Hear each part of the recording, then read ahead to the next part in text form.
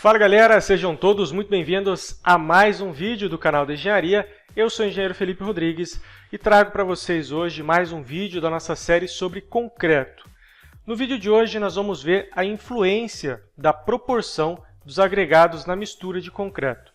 Você quer saber por que nós usamos mais brita do que areia na mistura de concreto? Então vem comigo que eu te explico.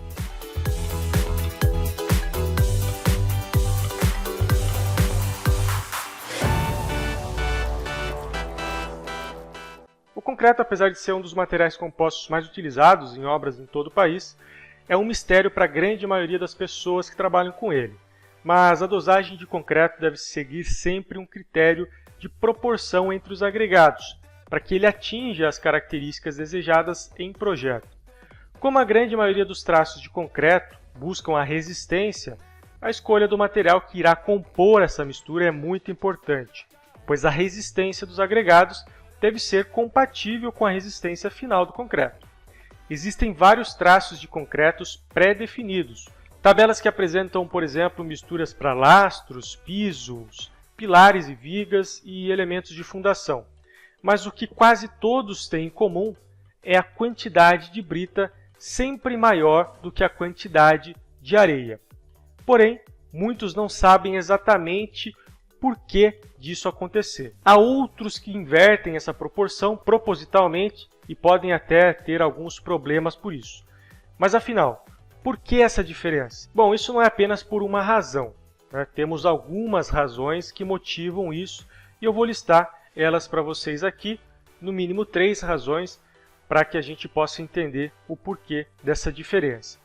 A primeira delas é a densidade. Como a areia é composta por partículas muito pequenas, ou muito pequenas se comparadas com a brita, ela tem uma densidade maior, porque há muito menos vazios entre as partículas.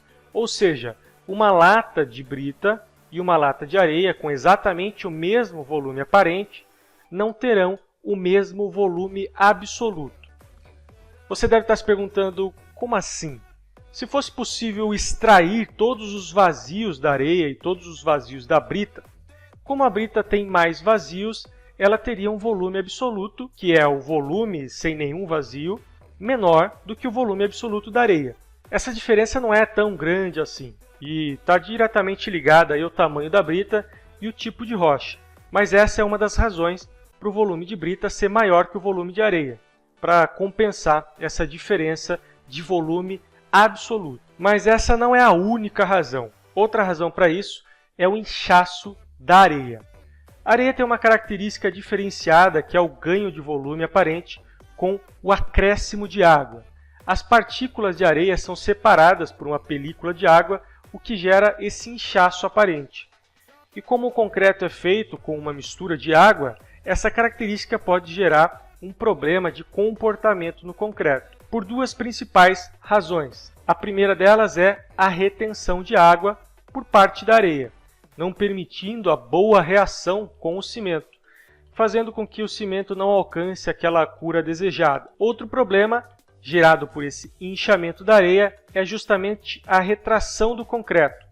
Como a areia ganha volume com a água, a partir do momento que essa água evapora, o concreto perderá volume, gerando fissuras externas. Sem contar que os vazios antes ocupados pela água que evaporou deixará o nosso elemento mais poroso, o que interfere diretamente na resistência final do elemento estrutural. Já que estamos falando de resistência, a última razão da utilização do maior volume de brita é justamente essa, a resistência.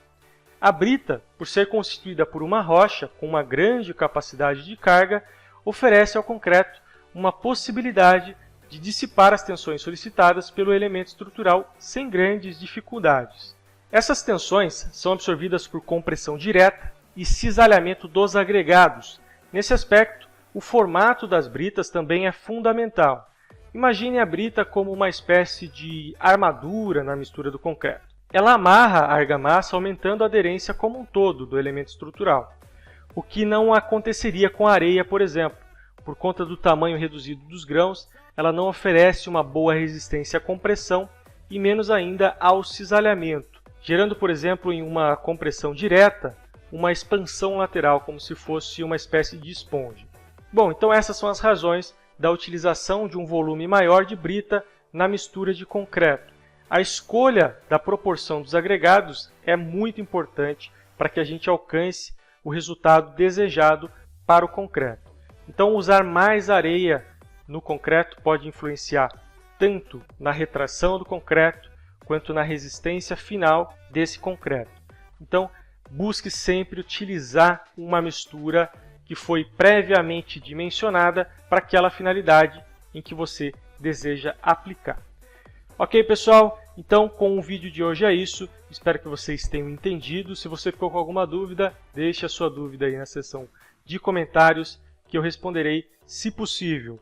E agradeço a audiência de vocês até aqui. Aguardo vocês no próximo vídeo. Valeu e até lá!